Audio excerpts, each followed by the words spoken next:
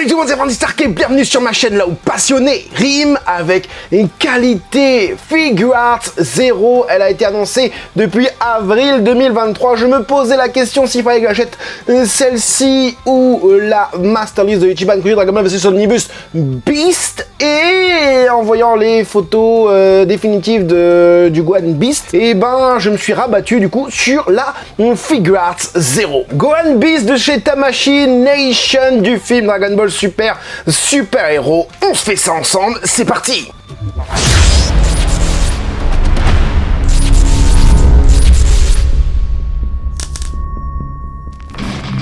Elle mesure environ 23 cm, elle est sortie en septembre 2023, en fin septembre, on n'a pas de date exacte, il y a plusieurs vagues d'envoi. Moi pour ma part sur JD World c'était écrit le 30 septembre et on est déjà le 2 octobre, donc tu vois le truc, ça va très vite. J'aimerais bien te présenter la boîte, quoique la boîte déjà de chez Tamashii Nation, et ben ils ont déjà mis le carton et quand ça arrive avec JD World il y a un deuxième carton en fait. Enfin bref, JD World c'est une boutique française qui se trouve au Japon. Tu peux commander tes figurines là-bas. Moi la plupart de mes figurines je les commande là-bas, c'est pas pour ainsi dire toutes les figurines je commande là-bas. J'ai jamais eu de problème, que ce soit en tant que youtubeur ou en tant que client normal. C'est pour ça que je recommande la boutique. Tu n'auras pas de douane et ça arrive très vite, et en plus de ça ton serviteur te permet d'avoir un code promo pour te faire un plaisir. Bon allez c'est parti, comme vous le savez dans le descriptif de cette vidéo vous pouvez surfer directement pour aller voir ce qui vous intéresse, par exemple les teintes, le sculpte, etc. On parle de tout dans cette vidéo et franchement c'est cool d'avoir les chapitrages parce que ceux qui trouvent trop long la vidéo, et ben ils peuvent aller là où ils veulent aller. Alors à l'intérieur il y a encore quelque chose pour protéger la figurine. Allez sors de là mon petit.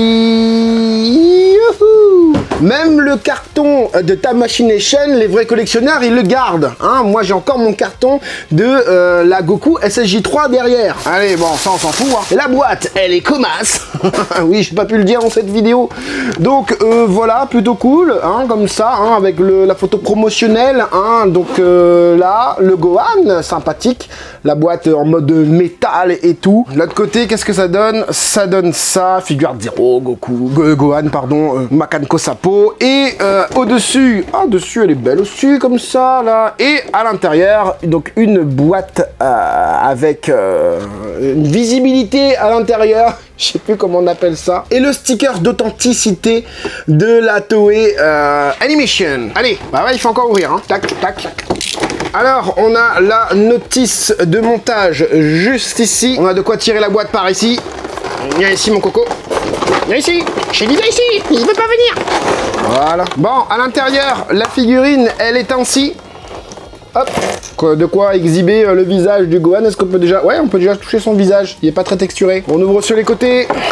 Et c'est parti. On visionne la bête. Allez, je vais enlever comme ça directement. Hop. Ah d'accord, les effets sont derrière. Donc toi, je te pose là, je te déballe pas tout de suite, passe pas devant ma caméra. Et les effets sont là. Ah ouais, c'est un petit peu comme les boîtes Saint Seiya, hein, limite close. Vous avez une boîte dans une boîte, enfin vous avez un rangement, une espèce de rangement tiroir en plus. Donc je sais pas si j'arriverai à l'enlever comme ça. Ouais. Je vais laisser les scotch, j'aime bien moi que ça reste bien dans les scotch comme ça. Alors maintenant il faut, oh là il y a plein de scotch les gars hein. Tac tac, j'imagine qu'il doit y avoir un scotch aussi ici. Les effets à mon avis c'est du fragile, alors c'est en une pièce. Les effets sont hyper fragiles les gars, faites gaffe, c'est pas un truc à manipuler n'importe comment. Allez Gohan, bah viens ici, je te déballe. Tac, on enlève la capote. Ah, c'est vide ça. C'est vide.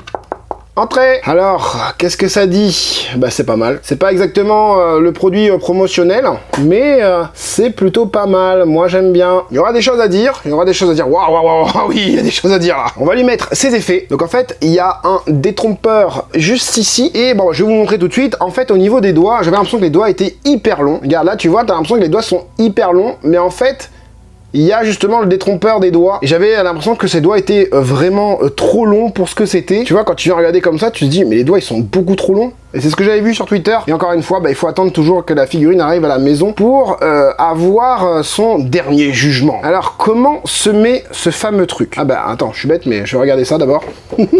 J'ai pas envie de casser. Le truc est tellement fragile. Donc, tu mets les doigts avant là-dedans, et encore tu vois ça rentre pas de ouf je trouve. Et ensuite tu mets du coup ce petit truc là dans la petite rainure juste à côté pour vraiment donner la position de l'effet. Et ben franchement, bah c'est pas mal du tout. Alors l'effet, il faut bien le placer, hein, parce que on est très vite pas dans la continuité du mouvement du bras. Là, ça va. Je trouve qu'ils auraient pu, je sais pas, faire mieux que ça. Au niveau de vraiment coïncider l'effet avec le mouvement et tout ça.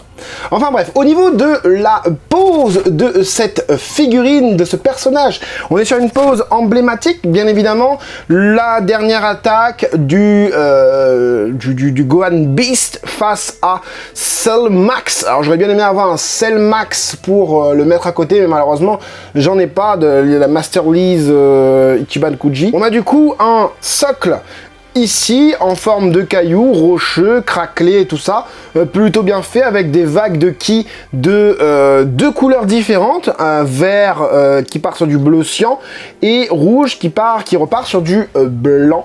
Pareil ici, on est sur du bleu, bleu clair, blanc, avec du blanc rouge au niveau de l'attaque Makanko Sapo. L'effet d'électricité, là, l'éclair, là, je sais pas, ça aurait pu être plus grandiose que ça. Le X, là, la croix est plutôt bien faite avec le cercle et tout, c'est une bonne idée. Bon, c'est le truc du film, hein, carrément. On a ensuite les cailloux qui sont sur la vague, plutôt cool. On a le personnage en position d'attaque, squat, etc. On a les pieds pas trop arrondis, donc c'est bien, c'est cool ça, pour au niveau du chara design, c'est cool. Alors on a ce chara design, je trouve, plutôt DBZ que Dragon Ball Super Hero, je trouve. On a, je trouve, un beau volume au niveau des cheveux, c'est pas trop grand, c'est pas trop petit, c'est très représentatif, je trouve, du personnage. C'est bien fait aussi, c'est pas exagéré, même au niveau de la fameuse mèche de l'espace. Au niveau du visage, on est sur un Cardian, encore une fois, comme je vous disais, très DBZ-esque. Et voilà, là vous voyez bien, on est vraiment sur un chara design plutôt DBZ que Dragon Ball Super. Donc oui, une pose emblématique du film. Si tu veux une figurine qui remonte le film, et ben c'est celle-ci, bien évidemment. On va partir du coup sur les détails, sur le skull, la modélisation, comment ça a été fait, comment ça a été agencé, etc. On va commencer par le socle, tout simplement, avec beaucoup de craquelures justement au niveau de ce socle. Alors je vais enlever l'effet pour vous montrer le délire, parce qu'avec l'effet ça va être compliqué à voir. On va mettre l'effet sur le côté et puis ça m'empêchera aussi de le casser. Donc voilà, comme vous pouvez le voir, vraiment on a de très belles craquelures au niveau du sol. C'est très en relief. J'ai l'impression que c'est mou au niveau du sol, c'est marrant. Au toucher, j'ai l'impression. En tout cas, c'est hyper texturé, hein, voilà. C'est pas digne d'une résine, mais c'est l'idée, hein, c'est l'idée, si tu veux, voilà, là tu le vois bien, avec vraiment ces roches-là, qui sont toutes craquelées. Franchement, c'est plutôt cool. Sur le côté, comme vous avez pu le voir, on a les barrières, hein. Alors ça représente quoi, je me rappelle plus dans le film, je m'en fous un peu en fait pour le reste. Voilà, des barrières un peu partout. Ce qui est bien, c'est que ça donne cet effet de profondeur, hein, avec le fait que ici ce soit plus large que l'arrière. Franchement, ça rend ça a son effet, ça a l'effet voilà, d'une case du manga, avec cette dynamique, si tu veux, d'attaque. Franchement, pas mal du tout.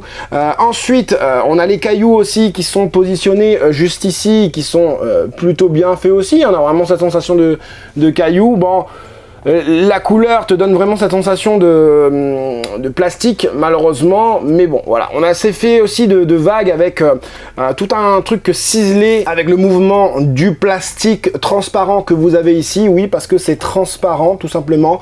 On voit au travers, je sais pas si vous arriverez à voir au travers, mais on voit au travers. On a des petits effets de moulage, hein, comme j'ai pu le voir là sur la caméra, là, et juste à côté de la rainure en fait. Il est juste là, mais vous voyez pas, mais voilà, il est là. Bon voilà, le socle c'est fait. Maintenant, au niveau du personnage en lui-même, déjà, il sort pas du tout du socle, hein, voilà, il est vraiment bien ancré dans le socle, et on a une belle modélisation, je trouve, quelque chose de très très bien fait. Si vous pouvez faire des prises de cette Akabi en termes de qualité, ce serait vraiment cool. Je trouve que au niveau du sculpte, au niveau de la modélisation, des détails de finition et tout ça, franchement, ça va. Bon, là j'ai l'impression que ça bave un petit peu quand même, j'allais dire qu'il n'y a rien qui bave, mais c'est vrai, ça bave un petit peu, je trouve.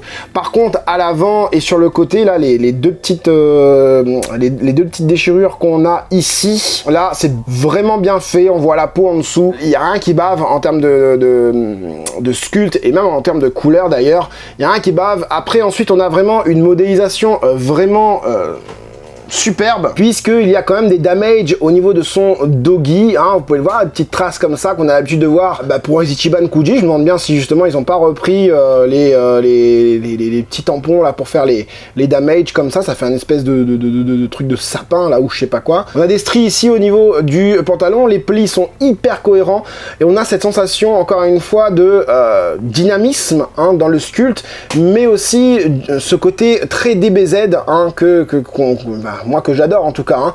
Au niveau de la ceinture c'est pareil, au niveau des plis c'est bien fait, c'est bien réalisé. Au niveau du haut du doggy, c'est dans la même lignée que le bas du pantalon. Franchement c'est bien fait. Voilà, non mais là je vous montre, voilà, on apprécie vraiment le sculpte, comment il est fait, même au niveau des bras, on a ce côté très DBZ-esque, encore une fois, on a cette sensation d'Ichiban Kuji aussi, hein. Franchement j'ai cette sensation d'Ichiban Kuji, la modélisation, comment c'est fait, je me demande bien si c'est pas le même le même sculpteur, pardon, qui aurait fait des Ichiban Kuji, voilà, avec ce caractère très anguleux hein, au niveau du sculpte, franchement top. Au niveau du visage, là vraiment on est sur quelque chose de haut de gamme. Il y a un côté très DBZ-esque qui ressort, voilà, un très beau visage représenté, il est vénère, c'est pas exactement comme le prototype, mais c'est cool, le nez, j'aurais aimé quelque chose de mieux quand même. Le visage est bien fait, je trouve que les cheveux aussi, c'est bien fait avec plein de lignes dans les mèches de cheveux, voilà, je vous montre vraiment tout ça, je trouve vraiment que là sont pas trop loupés. Bon, de profil c'est un peu moins bien, mais sinon le visage est plutôt pas mal quand tu le mets dans le bon angle, effectivement, hein. Au niveau justement de ce bras qui fait ce Makan Kosapo avec ses doigts qui font 15 km. Voilà, c'est pas mal encore une fois, franchement c'est bien, c'est très bien. Maintenant, ça, j'en ai déjà parlé, on est sur quelque chose de nuancé, c'est-à-dire qu'on part du clair vers la couleur en elle-même. Au niveau du sculpte, on voit quand même un petit peu les jonctions, voilà, c'est transparent, donc forcément tu vois comment c'est agencé, tu vois comment c'est assemblé surtout, donc voilà, mais ça reste plutôt cohérent. Par exemple, les clairs à l'intérieur, on voit pas énormément les jonctions, ça sort vraiment, c'est bien fait. On sent que c'est pas un truc que tu viens poser, il y a un trou et tu viens poser à l'intérieur. Non, on le ressent pas du tout comme ça. Franchement, c'est bien fait à ce niveau-là. Et l'éclair en lui-même est plutôt pas mal, sauf que j'aurais aimé quelque chose de plus, voilà, de plus imposant au niveau de l'effet comme ça. Alors au niveau des couleurs de cette figurine, voilà, c'est vraiment pas mal. Hein. Encore une fois, on est sur, comme je disais, ici un plastique transparent qui va sur une couleur, qui sort d'une couleur assez claire, qui va sur une autre couleur. Pareil ici, on a carrément du blanc-rouge, c'est plutôt pas mal. Maintenant le socle, j'aurais aimé avoir plus d'ombrage au niveau de ce socle, hein. Alors les lumières font le taf, hein. Du coup t'as vraiment cette sensation que à l'intérieur c'est sombre, mais j'aurais aimé qu'il fasse un peu plus, tous les petits trous comme ça, j'aurais aimé que ce soit un peu plus sale au niveau de ces trous à l'intérieur, plus d'ombrage aussi, pour donner ce côté plus badass. Ensuite, pareil ici au niveau des roches qui sont posées sur la vague, j'aurais aimé quelque chose de plus nuancé, quoique on a quelques nuances plus significatives.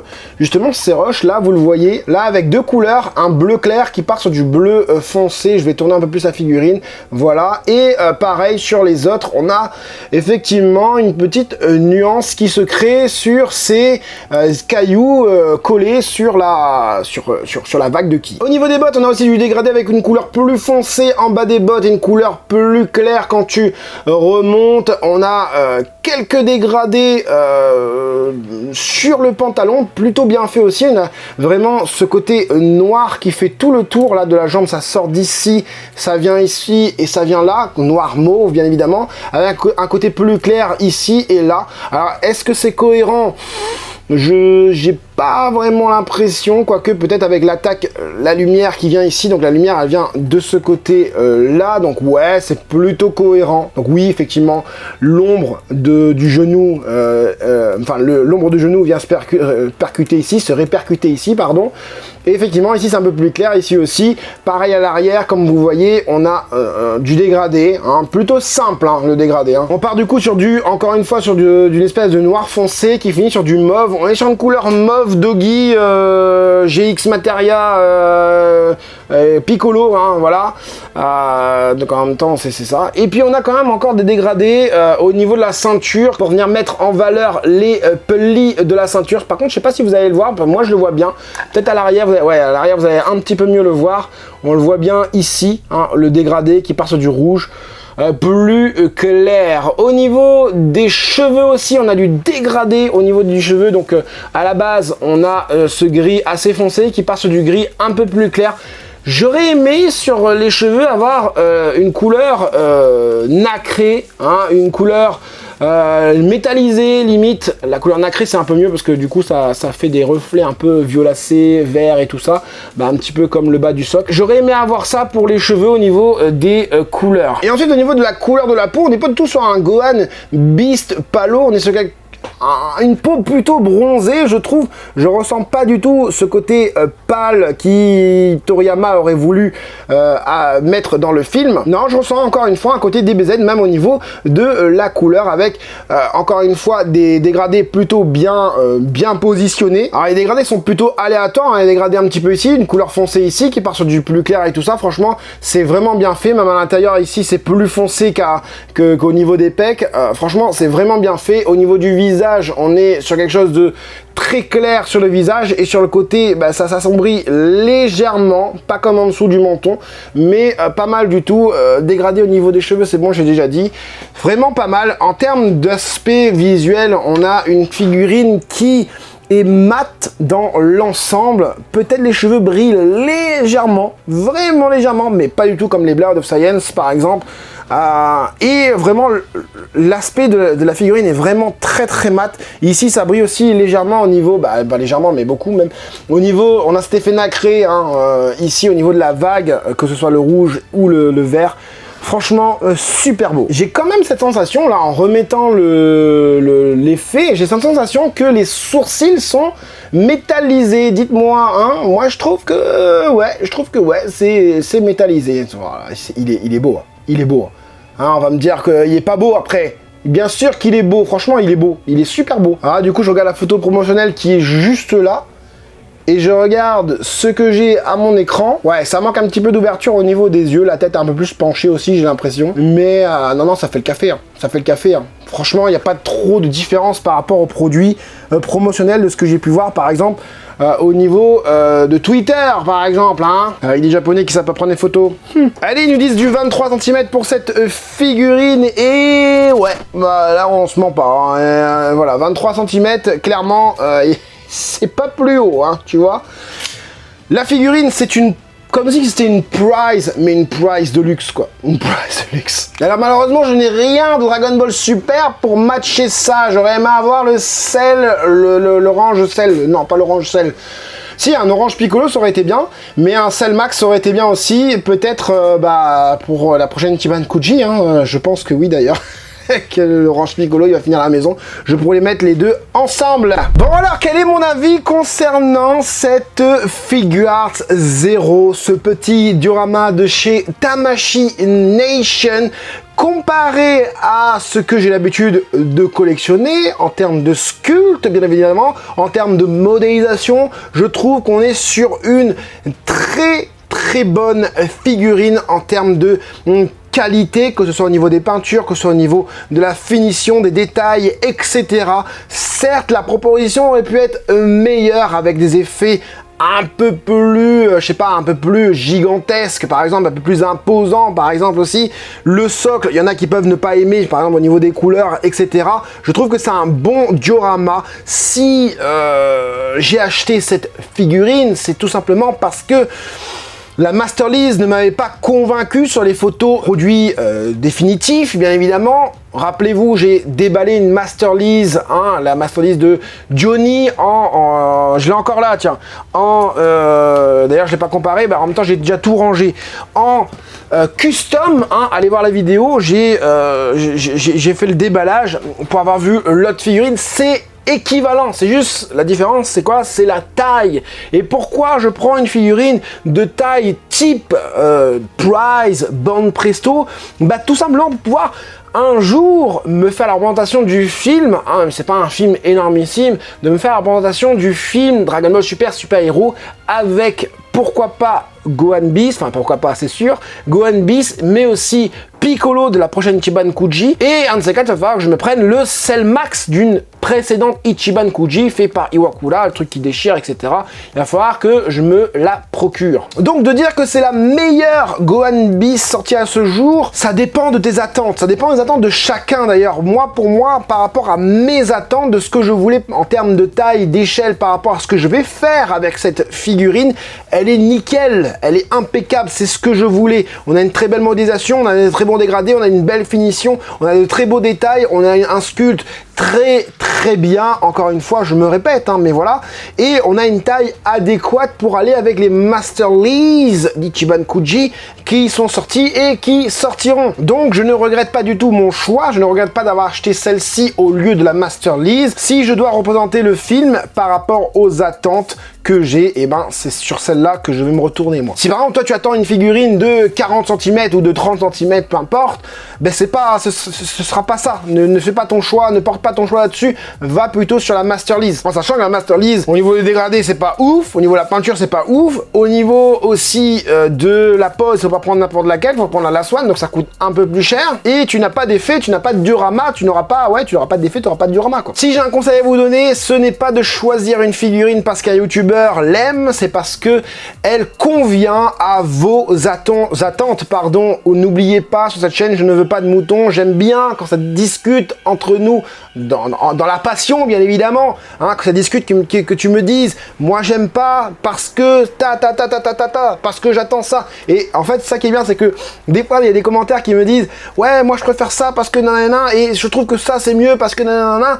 Effectivement, vous avez raison, parce que ce sont vos attentes, c'est ça qui est bien avec une figurine, c'est que t'es pas obligé, c'est pas obligé de plaire à tout le monde. C'est comme un téléphone, ça ne plaît pas à tout le monde. Ceux qui se contentent d'un petit téléphone de moyenne gamme, qui n'ont pas besoin d'un téléphone de luxe, c'est parce que ça convient tout simplement à leur utilisation. Et moi, cette figurine convient à mes attentes. Est-ce que toi, la figurine convient à tes attentes? Je t'invite à me le dire en commentaire. Si la vidéo t'a aidé, je t'invite à faire le gros like ou à mettre un super thanks pour me remercier financièrement, bien évidemment.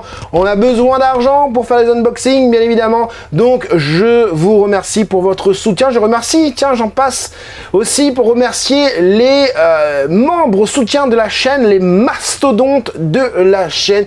Ils se reconnaîtront. Merci d'être présents tous les mois pour m'aider sur cette chaîne à faire des unboxings, à faire de la qualité bien évidemment, et à faire aussi du contenu, hein, pour vous aider. C'est ça le but de la chaîne, c'est de vous aider. C'est ma phrase de conclusion. J'espère en tout cas que cette petite vidéo vous aura plu et vous aura aidé, vous les collectionneurs, à faire votre choix. C'était Franzy Stark, à la prochaine.